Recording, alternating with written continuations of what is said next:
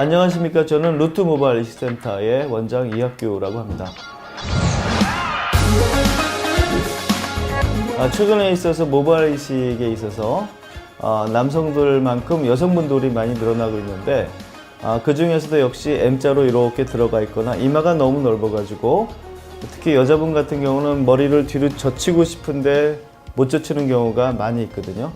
이건 상당히 미용적인 거라서 기준이 있는 건 아니겠지만 본인이 머리를 뒤로 넘기고 싶은데 이마가 넓어서 아니면 M자가 깊게 파여 가지고 못하는 경우에 저희는 이거를 여성 헤어라인이라고 하고 과거보다 굉장히 환자분들이 많이 늘어가지고 보통 외래 환자의 약 30% 정도를 차지하고 있습니다. 모발 이식의 만족도는 과거보다 남자든 여자든 많이 좋아졌는데 특히 여성분들의 만족도는 남성들의 모발 이식의 결과에 결코 떨어지지 않는다고 생각을 하고 있습니다. 왜냐하면 직접적으로 앞에 보이는 부위이기 때문에 수술이 끝나고 1년이나 2년 뒤에는 직접 머리를 뒤로 넘겨가지고 활동하신 분들이 많기 때문에 이 만족도는 상당히 높다고 생각을 하고 있습니다. 여성 헤어라인을 우리가 모발 이식할 때 이식물을 어떻게 결정할 것이냐, 가장 중요한 거는 여성분들은 잔털도 필요하고 가르모가 필요하다는 거죠. 남자들한테는 필요 없는 거지만 여성분들은 머리를 뒤로 넘기기 때문에 넘겼을 때 좀 더 자연스럽게 하기 위해서는 가장 가는 머리를 앞에 싣는 게 가장 중요하겠고, 그렇게 하려면 단일모 중에서도 가장 가는 것들을 맨 앞에 배열시키고 굵은 것들을 그 뒤에 배열을 하는데, 남자 모발 이식에 있어서는 2모, 3모짜리도 많이 쓰지만 특히 여성분들의 헤어라인 모발 이식은 단일모를 주로 사용하려고 하는 경향이 있고, 그 이유는 그 디자인을 자연스럽게 하기 위해서입니다. 여성 헤어라인 모발 이식에서 가장 중요한 거는 남자하고는 좀 다르게 역시 디자인이 되겠습니다. 남자애들은 주로 모발 이식을 할 때 M자를 메꾸고 아니면 뒤에 많이 벗겨진 것들을 양쪽으로 승부를 하게 되는데, 여자분들은 그게 아니라 입체적인 디자인이 상당히 중요하다고 저희는 생각을 하고 있습니다. 왜냐하면 여자분들은 얼굴 모양이 밑에가 갸름한 분도 있고 사각으로 된 경우도 있는데, 여기에 맞춰 가지고 위를 조화 있게 디자인하는 게 가장 중요하다고 생각하는데, 가장 중요한 것은 모발 이식을 하고 났을 때 요즘에 가장 선호하는 모양이 계란형의 얼굴이거든요. 그리고 얼굴 축소하길 원하기 때문에 밑에 턱 관절과 그 다음에 광대뼈의 그 모양을 잘 봐가지고 얼굴 전체가 계란형의 얼굴로 만드는데 중점을 두고 있습니다.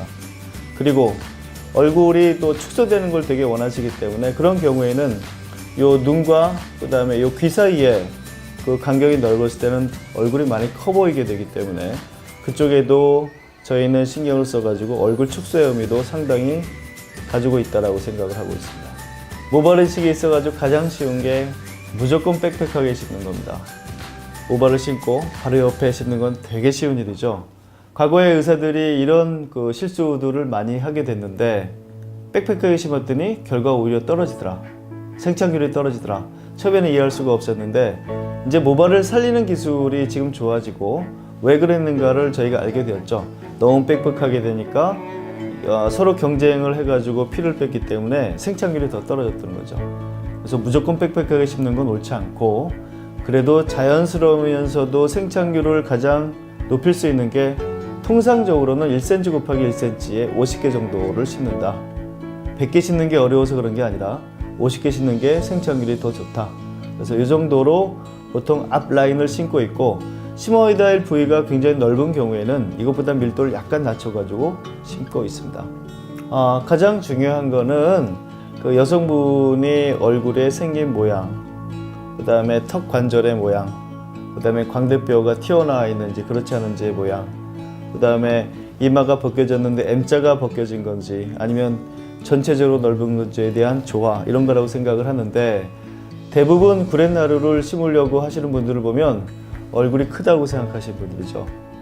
남자처럼 구렛나루 이렇게 있는 게 좋아서가 아니라 얼굴 축소의 의미로 구렛나루를 심는 경우가 있는데, 이건 역시 요 눈과 귀 사이의 간격이 너무 넓다. 그럴 때는 구렛나루만 심어서는 안 되고요. 구렛나루도 심고 요 눈과 귀 사이에 모발을 약간 보충을 하면서 구렛나루를 심은다면 아마 소개의 목적이 얼굴 축소라고 본다면 구렛나루를 심는 것은 얼굴 축소 혐의로 상당히 괜찮은 방법이라고 생각을 하고 있습니다.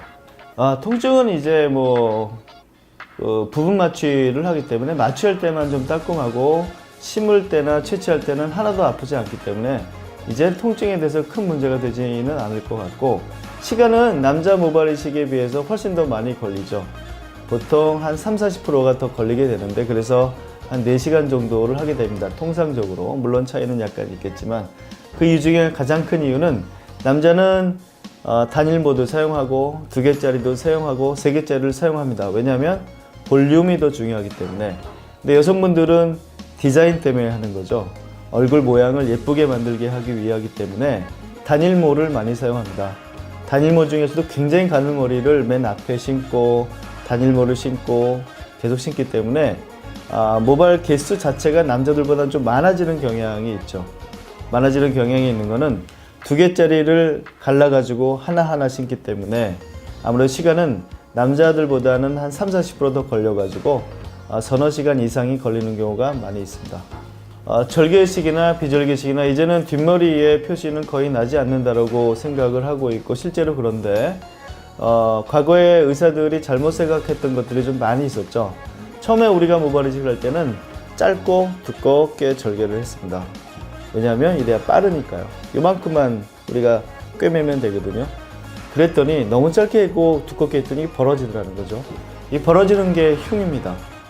그러면 벌어지지 않게 하기 위해서 우리가 어떻게 해야 될 것인가를 연구했는데, 첫째는 트리코파이톤이라고 그래가지고 뒷머리 각도가 다 틀린데 이걸 잘 맞추는 방법을 트리코파이톤이라고 합니다. 그리고 너무 두껍고 짧게 했더니 벌어지더라. 얇고 길게 하자. 어떻게 생각해보면 긴 흉터가 났기 때문에 안 좋을 거라고 생각을 하지만 짧아가지고 벌어지는 것보다는 100번 나은 거죠.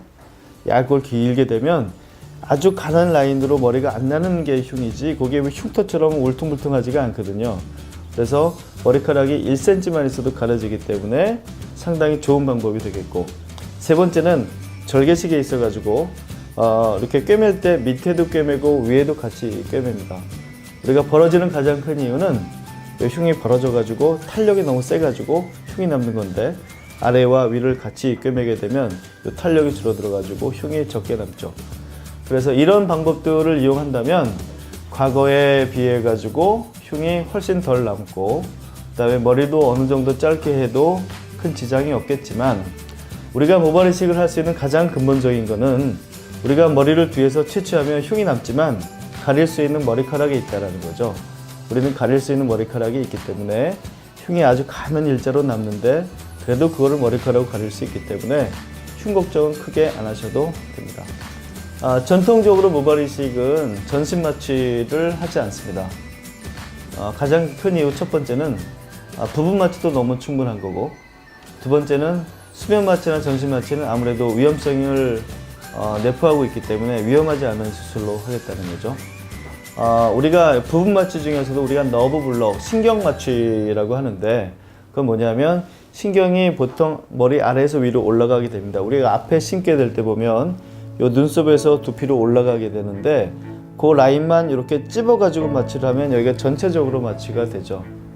우리가 일반적으로 생각할 때 주사를 수십 방 나가지고 마취하는 게 아니라, 물론 요 위쪽은 피가 나지 않게 주사를 하겠지만 마취할 때는 신경 마취라고 그래가지고 2-3방만 놓으면 마취가 됩니다. 그래서 전신 마취는 필요하지 않고, 부분 마취 중에서도 우리가 신경 마취를 한다면 많이 아프지 않고 수술을 할 수 있고, 당연히 수술할 때는 채취할 때나 심을 때는 통증을 하나도 느끼지 않게 됩니다.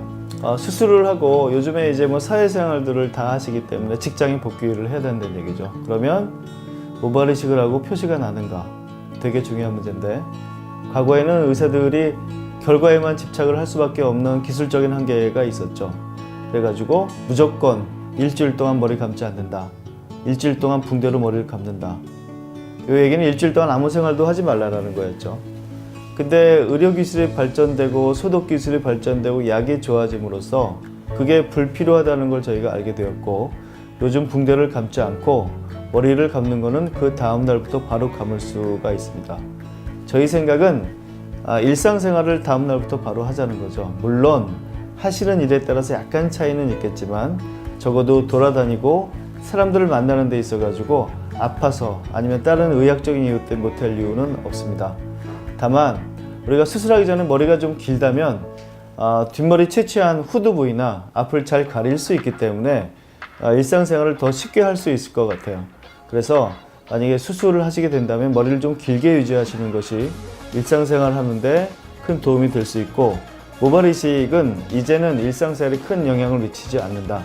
보통 직장인들을 보시면 토요일, 일요일 쉬시잖아요. 그래서 보통 금요일 날 하시거나 토요일 날 수술을 하시고 월요일 날 출근하는 게 저희 루틴으로 되어 있습니다. 만약에 외국에서 오신 분들이 요즘 수술하는 경우가 있는데, 이럴 때는 그냥 수술하시고 떠나실 비행기편이 곧장 떠나신다면 떠나라고 말씀을 드립니다. 왜냐하면 매번의 의미가 크게 있는 건 아니죠. 이게 만약에 미국에 가셔가지고 실밥 뽑으시면 되고 저희가 가르쳐 드린 대로 하면 되고, 이건 지방에 계신 분들도 마찬가지일 것 같아요. 수술하시고 올라올 수 없는 상황이라면 저희가 교육을 시켜드리는데, 될 수 있으면 수술 끝나고 몇 번을 내원하라고 저희는 말씀드립니다. 적어도 수술 끝난 다음 날은 오셔가지고 잘 되어 있는지 상태를 저희가 체크업하고, 그다음에 2주 후에는 만약에 절개법을 한 경우에는 우리가 실밥을 뽑아야 되고, 그다음에 경과를 봐야 되고, 그다음에 엣지셀이라는 자기장 치료를 같이 해드립니다. 그 뒤에도 몇 번 더 오셨을 때는 역시 경과 관찰가 가장 중요한 거고, 원악염이 있는지를 저희가 체크할 거고, 그다음에 메조테라피라든가 아니면 두피 스케일링이라는 치료가 있는데, 이런 것들을 보통 2주에 한 번 정도를 하게 됩니다. 근데 시간이 정 없으시다면 2주의 시간은 뭐 약간 늦거나 빨라도 별 상관은 없을 것 같습니다. 예, 심은 머리는 뭐 잘 알다시피 한번 빠졌다가 다시 나는데, 이걸 이제 암흑기라고 일반 환자분들이 많이 표현하시고 그 일반어가 된 것 같습니다. 이 암흑기는 보통 3개월까지를 얘기하죠. 심은 머리가 한번 빠지는 시기가 3개월이고 그 뒤에 올라오는 게 맞고, 제가 보기에는 5개월 정도 되면 그래도 머리가 한 2-3cm 정도 자라기 때문에 그때는 기분이 좋아지기 시작하는 단계인 것 같습니다. 그래도 우리가 모발 이식의 결과는 1년 뒤로 보는 것은 논문 결과에 의하면 1년 반 뒤에도 모발이 올라오더라. 그렇지만 대부분은 1년까지는 올라온다고 저는 생각을 하기 때문에 모발 이식의 결과를 판정하는 것은 1년이고, 그렇지만 5개월만 지나도 결과에 어느 정도를 우리가 수긍할 수 있고, 그 다음에 그때부터는 미용적인 효과가 나타나는 시기라고 저희는 생각을 하고 있습니다. 모발 이식은 심고 2주가 중요하다고 얘기하죠. 그 이유는 90%의 생착이 2주 안에 이루어지기 때문입니다. 그래서 특히 담배를 태시는 요즘 여자분들이나 남자분들한테 담배는 정말 2주 안에 피지 않는 게 좋겠다라고 말씀을 드리죠. 담배가 가장 큰 문제가 되는 건, 담배를 피게 되면 혈관이 수축이 되는데, 우리가 심은 머리카락은 혈관에서 공급된 혈액으로 살게 되고 생착을 하게 되는데, 담배를 피게 되면 수축이 되기 때문에 심은 머리카락에 목을 조르는 것과 똑같은 효과를 보이게 됩니다. 그래서 특히 약 2주간은 심은 머리가 빠지지 않게 조심해야 되고, 담배도 피면 안 되고, 심한 운동도 하면 안 되고, 그다음에 술도 드셔서는 안 되는데, 역시 초기 2주는 생착을 위한 가장 중요한 시기라고 할 수 있겠습니다. 약 10% 정도에서 머리가 곱슬거리게 올라오는 경우도 있고 그렇습니다. 이 곱슬거리가 올라오는 경우는 아직 그 이유가 명확하게 밝혀져 있지는 않는데, 아마 심을 때 트라우마가 약간 가해져서 그렇지 않을까 생각이 됩니다. 근데 의사들이 별로 중요하게 생각하지 않는 이유는, 물론 환자분은 불편하시겠지만 시간이 좀 많이 지나면 이 곱슬거리던 게 대부분 직모로 돌아오기 때문에 너무 걱정하지 않으셔도 될 것 같고, 수술하기 전에 곱슬걸 수 있다는 것만 알고 있다면 많이 놀라진 않으실 것 같아요. 염색은 되지 않습니다. 처음에는. 이게 몇 년일지까지는 잘 모르겠지만 특히 탈색 부위가 잘 되지 않기 때문에 염색을 너무 밝은 머리로 염색을 한다면, 이 심은 머리는 그냥 까맣게 가만히 있고, 그 다음에 심지 않은 다른 데는 이제 염색이 되기 때문에 노랗게 되겠죠.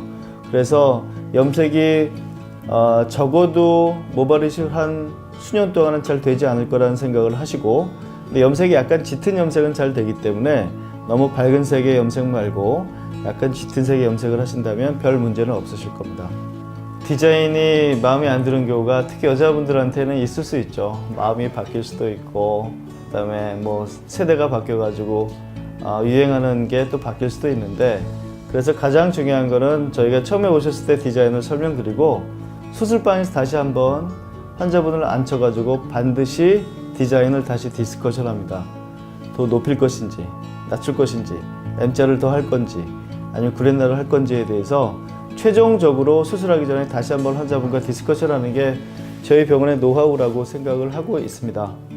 그런데도 불구하고 시간이 많이 지나고 결과가 나왔는데 환자분이 또 마음이 변할 수도 있잖아요. 저희는 그걸 충분히 이해할 수 있고, 디자인이 바뀌는 거는 저희 병원은 이제 제모 기술도 있고, 그다음 면모를 다시 씹을 수 있는 기술도 가지고 있기 때문에 디자인을 바꾸는 거는 처음에 수술하는 것보다는 되게 쉬운 일이다 라고 생각을 할 수 있고, 그런 경우가 많지는 않지만 심은 머리의 디자인이 본인의 마음에 의해서 약간 고치고 싶다면 얼마든지 병원에 요구를 해가지고 디자인을 바꾸는 게 맞다라고 저희는 생각을 하고 있습니다.